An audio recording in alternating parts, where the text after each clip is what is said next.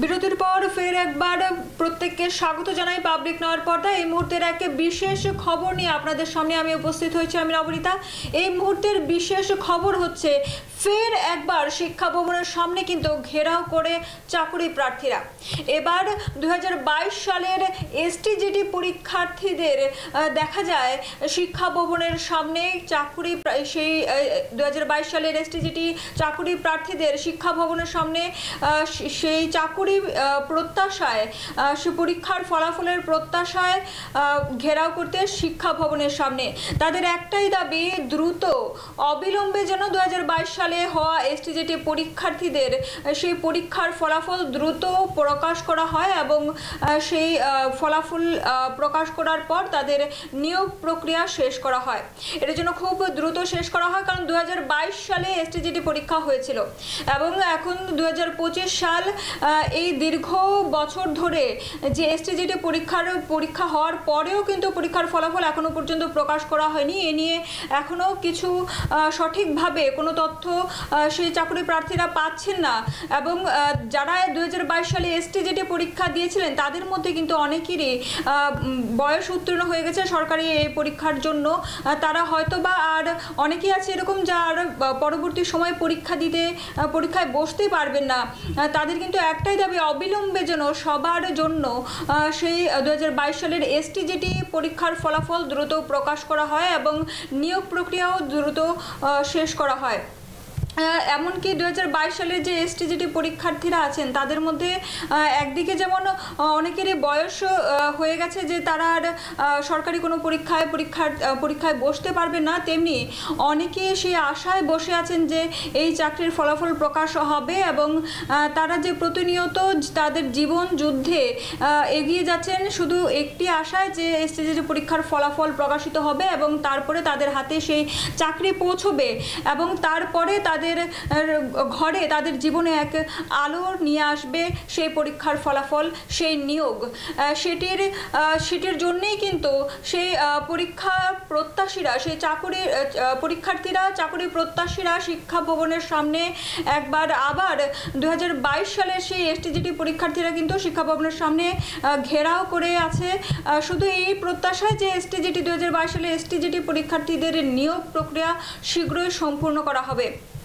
তাছাড়া রাজ্যের বিভিন্ন বিদ্যালয়ে দেখা যায় যে শিক্ষক স্বল্পতা রয়েছে। প্রত্যেকটা কিছুদিন পরপরই দেখা যায় যে প্রায় বিদ্যালয়ে কিন্তু শিক্ষক স্বল্পতা রয়েছে। শিক্ষকের অভাবে ছাত্রছাত্রীরা আন্দোলনে পর্যন্ত নেমে যেতে দেখা যাচ্ছে যে শিক্ষক স্বল্পতার কারণে তাদের বিদ্যালয়ে পড়াশোনা সঠিকভাবে পরিচালনা করা সম্ভব হচ্ছে না।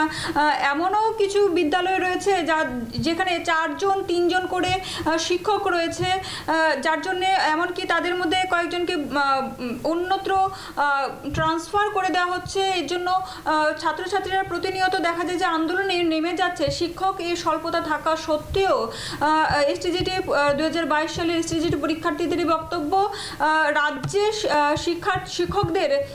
শিক্ষক স্বল্পতা, বিভিন্ন স্কুলে শিক্ষক স্বল্পতা থাকা সত্ত্বেও কেন 2022 সালে হয়ে যাওয়া সেই এসটিজিটি পরীক্ষার ফলাফল এখনো পর্যন্ত প্রকাশ করা হয়নি। এটি দ্রুত প্রকাশ করার জন্যেই এবং অবিলম্বে সেই ফল প্রকাশ করার পর অবিলম্বে যেন তাদের চাকরি দেওয়া হয়, সেই চাকরির নিয়োগ প্রক্রিয়া যেন দ্রুত সম্পন্ন করা হয়, সেই জন্যই কিন্তু 2022 সালের সেই এসটিজিটি পরীক্ষার্থীরা, সেই চাকরি প্রত্যাশীরা কিন্তু ফের শিক্ষা ভবনের সামনে একবার ঘেরাও করে। এ নিয়ে এই মুহূর্তে দেখে নেব এই বিষয়ে 2022 সালের এসটিজিটি পরীক্ষার্থীরা কি বলেন। সাংবাদিক ভাইরা আমাদের সবসময় সহযোগিতা করেছেন। আমরা 2022 এসটিজিটি পরীক্ষা দিয়েছি, সবাই অনেক কষ্ট করে সেই পরীক্ষাটা দিয়েছি। অনেকে আছে লোন দিয়ে আমরা বিএড করেছি, সে একটা চাকরি পাবো, সেই চাকরি পেয়ে আমরা সেই লোন সমেত করতে পারবো। কিন্তু একটা পরীক্ষা দিয়ে যদি আমাদের 3 বছর ঝুলে থাকতে হয় তাহলে আমাদের কি করে চলবে? আমাদের তো দিনের পর দিন শিক্ষা ব্যবস্থা খারাপ হচ্ছে। প্রত্যেকটা স্কুলে শিক্ষকের দরকার, কিন্তু আমাদের নিয়োগ হচ্ছে না। আমরা তো যা বলেছে আমরা বিএড করে সেই ডিগ্রি নিয়ে পড়াশোনা করে আজকে জবটা পেতে চলেছি, কিন্তু আমরা পাচ্ছি না। আমরা রেজাল্টই পাবলিশ হয়নি এখনো, তাহলে রেজাল্টটা দিতে কি অসুবিধা? আমি মাননীয় মুখ্যমন্ত্রীর কাছে বড় জোরে আবেদন করছি আমাদের প্রসেসটার জন্য খুব তাড়াতাড়ি কমপ্লিট করা হয়। আমরা তো আর কোর্টের বিষয়টা তো কিছু বুঝিও না, করতে পারবো না। ওনার কাছে আমাদের আবেদন উনি যেন আমাদের সবাইকে খুব তাড়াতাড়ি প্রসেসটা কমপ্লিট করে আমাদের চাকরিস্থলে নিতে পারে, আমরাও যেমন একটা নতুন জীবন ফিরে পাই। শুধু আশ্বাসই পাচ্ছি, আমরা তো সঠিক রাস্তা খুঁজে পাচ্ছি না। মাননীয় মন্ত্রীগণের সঙ্গে আমাদের অনেক জায়গায় গিয়ে আমরা দেখা করেছি, কিন্তু ওনারা আশ্বাস দিয়েছে যে হবে হবে, কিন্তু কবে নাগাদ হবে সেটা তো আমরা বুঝতে পারছি না। আমাদের মধ্যে অনেক আছে ওভারএজ হয়ে গেছে, ওরা তো আর এক্সামও দিতে পারবে না, তাহলে ওদের কি হবে? আমাদের প্রতিটা পরিবার আজকে অসহায়। আমরা যদি আজকে সেই জবটা পাই, মাননীয় মুখ্যমন্ত্রীর কাছে আমাদের আবেদন, আমাদের প্রত্যেকটা পরিবার বেঁচে যাবে। তাই আমি করো জুড়ে আবেদন করছি, স্যার আমাদের সবাইকে নিয়োগ করুন, আমাদেরকে বাঁচান। আমরা 3টা বছর অতিক্রান্ত হয়ে গেছে, আমরা কি করব স্যার? আমরা যেন খুব তাড়াতাড়ি সেই প্রসেসটা কমপ্লিট হয়ে যায়, আমরা যেন চাকরিটা পেয়ে যাই। সাংবাদিক ভাইরা আমাদের সব